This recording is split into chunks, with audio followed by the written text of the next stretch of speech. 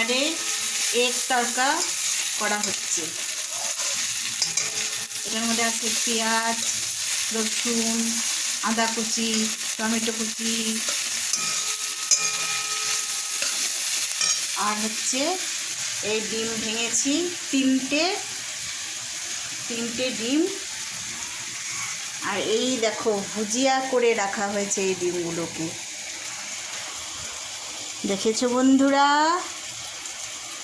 আর তার সাথে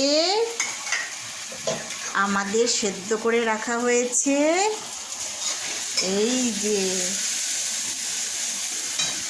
তরকার ডাল। এবার এটা ভাজা হয়ে গেলে আমরা এর ভিতরে তরকাটা ছিঁড়ে দেব।